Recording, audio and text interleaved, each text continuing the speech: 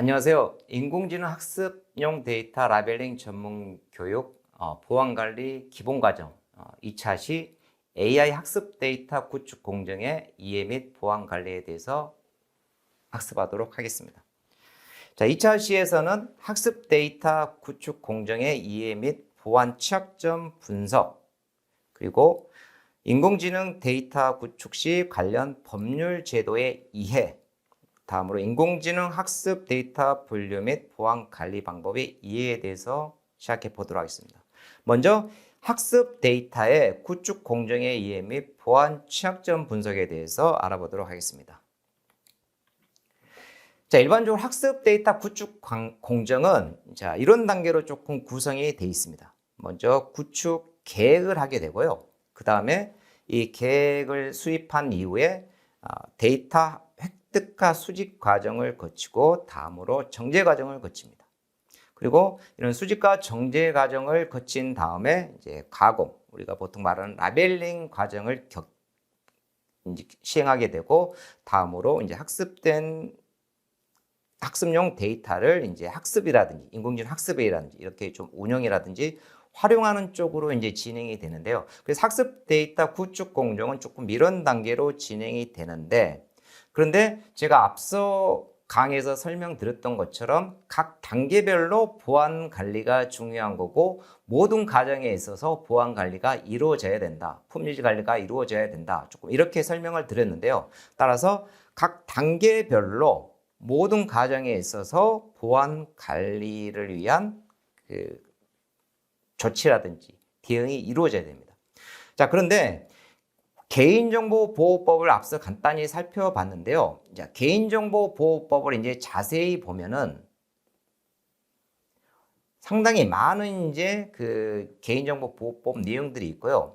그리고 개인정보보호법에 따르면은 여기에 나와 있던 모든 각 단계별에 해당되는 모든 항목들이 있습니다. 예를 들어서 자, 15조를 보게 되면은 개인정보의 수집과 이용에 대한 항목들을 이제 규정하고 있고, 16조에서는 개인정보의 수집 제한, 그리고 22조에서는 동의를 받는 방법, 그리고 23조에서는 민감정보의 처리 제한, 24조에서는 고유 식별정보의 처리 제한이 있고요.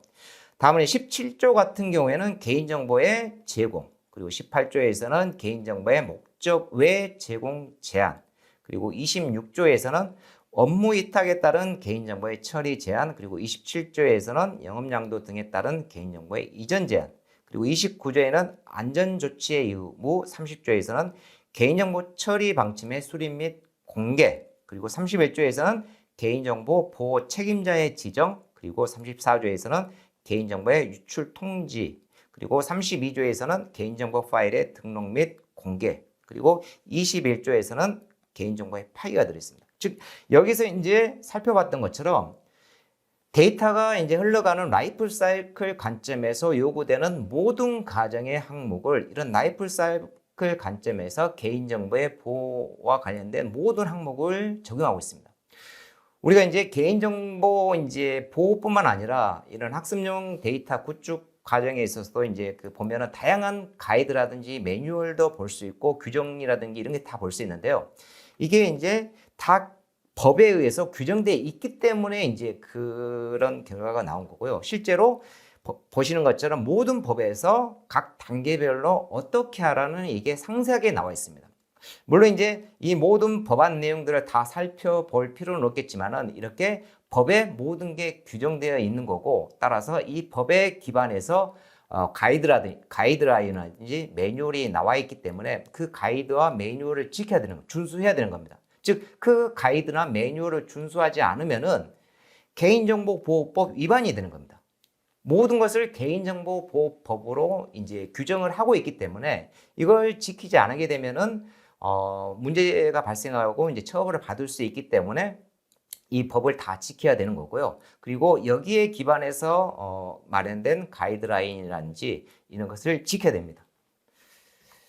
그래서 이제 조금 더 좀 자세히 살펴보겠는데요. 방금 이제 이런 단계들을 살펴봤는데, 이제 이 각각의 단계에서 이제 보자면 구체적으로 좀 어떤 항목들을 해야 되는지 조금 살펴보면은, 자, 먼저 개인정보의 수집 동의할 때는 수집 항목을 최소화하라고 돼 있습니다. 이 법 15조 보면은 수집할 때 과정을 이제 상세하게 기록하고 있는데 이때 수집 항목을 최소화하라고 이제 명시돼 있고요. 그리고 이제 개인정보를 수집하는 경우에 수집 출처라든지 처리 목적 등을 이제 고시하게 돼 있습니다. 그래서 이렇게 수집 출처라든지 처리 목적이 고지되었는지 좀 확인할 필요가 있는 거고요. 그리고 민감 정보와 이제 고유 식별 번호, 그리고 예를 들어서 그 개인의 어떤 특정한 이제 취향이라든지 아니면 종교라든지 어떤 사상, 이런 민감 정보뿐만 아니라 개인을 고유하게 식별할 수 있는, 예를 들어서 주민등록번호 같은 이런 민감 정보와 고유 식별 번호 같은 경우에는 별도로 동의를 받으라고 이렇게 규정을 하고 있습니다.